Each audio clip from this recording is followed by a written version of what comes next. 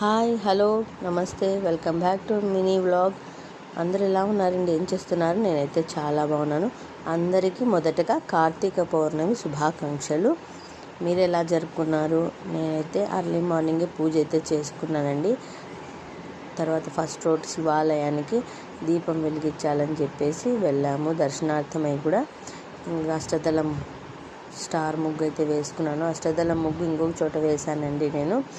తర్వాత బియ్యం పోసి పసుపు కుంకుమ వేసిన తర్వాత బియ్యం పోసి ఒక పెద్ద మూకటైతే తీసుకున్నానండి. వాటిని మా సైడ్ అయితే మూకటనే అంటారు. దానిపైన లక్ష ఒత్తుల్ని అర్లీ మార్నింగ్ నుంచి నానబెట్టేశానండి. ఇవాళ ఉదయం నుంచే నానబెట్టేశానది. నెయ్యి, నువ్వుల నూనె, అష్టమూలికా తైలంతో ఈ 3 రకాల నూనెతో ఒత్తినైతే బాగా నానబెట్టి ఉంచుకున్నాను. చుట్టూ ఇరువైపులా 4 వైపులా కూడా బియ్యం వేసి ఉసిరికాయలు అయితే పెట్టుకుంటున్నానండి. ఉసిరి పైన దీపం పెట్టుకుంటే చాలా మంచిది కదా. శివునికి ప్రీతికరమైన పండు ఏదంటే ఉసిరి పండు అండి. ఆయనకి చాలా ప్రీతికరమైన పండు అది.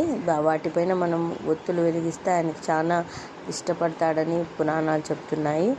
అన్నీ రెడీ చేసుకుంటున్నాను. తర్వాత పూలతో అలంకరించుకొని టెంకాయ నది రెడీ చేసి ఉంచుకొని దీపాలు అయితే వెలిగించేసుకున్నానండి. ఇరువైపులా 4 దీపాలు.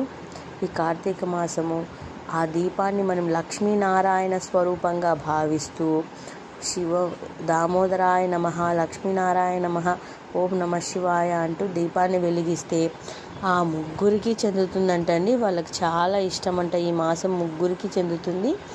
ఇంకా అంతా మొక్కేసుకొని అగరబత్తీలు తిప్పేసి టెంకాయ అయితే కొట్టేసుకున్నానండి.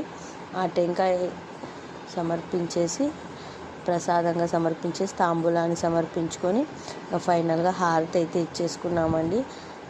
చాలా బాగా జరిగిందండి ఈరోజు. మీరు ఎలా జరుపుకున్నారు ఈ కార్తీక పౌర్ణమి పూజని నాకు కామెంట్ చేసి చెప్పండి.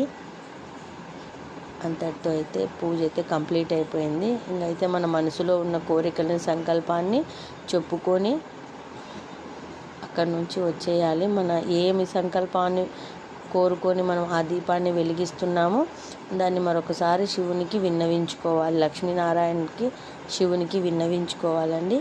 దాని తర్వాత ఇక్కడ పిల్లలతో అయితే వెలిగించేసాము. ఇక్కడ కూడా ఒక 365 ఒత్తులు రెడీ చేసి పిల్లల చేతి అయితే వెలిగించేసామండి. ఇక్కడ గౌరమ్మని చేసుకొని ఇక్కడైతే ప్రశాంతంగా చేసుకున్నాం. అక్కడ ధ్వజస్తంభం దగ్గర కాస్త ఇబ్బందిగా ఉందని చెప్పేసి అక్కడ టకటక పెట్టేసి ఇక్కడ ప్రశాంతంగా కూర్చొని అయితే చేసాం.